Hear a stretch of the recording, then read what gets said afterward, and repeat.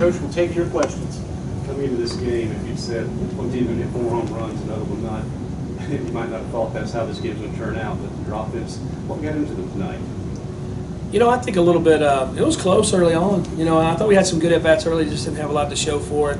And being able to separate that game was huge. I mean, they're down on some arms over there, so it gets to a point in the game you have to decide: are we going to pitch for today or for tomorrow?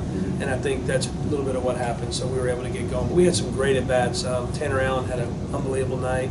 Some of the home runs, I thought Skelton's home run just kind of, all right, the game's over at that point in the game. And it was nice to see some of the young guys come off the bench and get some swings in. When you see a couple of guys like Cumbus and Landon Jordan get their first career home runs, what does that do for you as a coach? I'm excited because I need them. Landon Jordan's a kid who, the last couple of weeks I haven't had a chance really to get him in there, and his BPs have been really good, and his practice has been really good. And I keep tapping him on the shoulder, hey, man, you look good, and I know he's ready to, well, put me in. So it's nice to be able to get a chance to see him play tonight. Same with Brad. Brad's been fighting it a little bit, but we need him with Elijah out. That little combination of him and Josh and Wright's important for us. I know Ethan wasn't just incredibly sharp, wasn't one of his best games, but still a quality start, and the numbers just continue to kind of sparkle a little bit. He's passing some pretty important names on the strikeouts list. How special has he been this year in your eyes? It's when you can beat another SEC team and it's not your best night, that says a lot. I mean, his velocity was really good too. He had probably his best velo early, but he just couldn't command as much as he normally does, so he fell behind. But he kept us in there. That game was close for the first 3 innings, and to see him just compete. Luckily, we were able to get him out and not have to stretch his pitch count tonight. In that vein, he said that it was nice to get a little bit of adversity after that first sort of 2-3 innings. I mean, do you see sort of the same thing heading into postseason play, have him battle it out a little bit? Yeah, I like him more when he's dominant. So when he pitches like Texas A&M, it's a lot easier. But Ethan, he's been through the wars. I mean, nothing's going to catch him off guard. He's pitched at the highest level, and he's one of the best pitchers in the country. So it's a huge weapon for us. How encouraging was it to see Hatcher kind of take advantage of the opportunity he has right now? It was good. I mean, we need it. We need that help, and going into last weekend and picking up for Mac. I mean, that's just the big piece, and Mac's a tough guy to replace. People talk about getting hot at the end of the year, going into the postseason and things. I think I won 12 or 13 and things. Are you pretty satisfied, I guess, with how this team overall is what shape they're in right now? We are. We're good. I mean, we're in a good spot. I mean, we're getting some guys to pitch a little bit for us right now. I mean, Eric Sarantola I'm really excited about. Even Spencer Price tonight.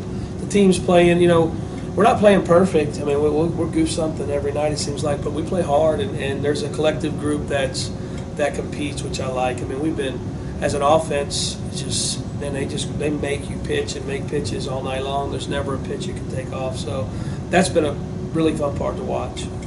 With Hatcher and Wright and Hancock at DH, that's 2 lefty bats to line up against a right-handed starter. Was it that simple, or was there more to it? It was that simple. The splits I think lefties hit 100 and some points higher. So when you're just trying to put your lefties in there, sometimes it's that simple. You're just trying to match it up. Sometimes it's not. But I thought those 2 guys matched up tonight, and they were pretty good.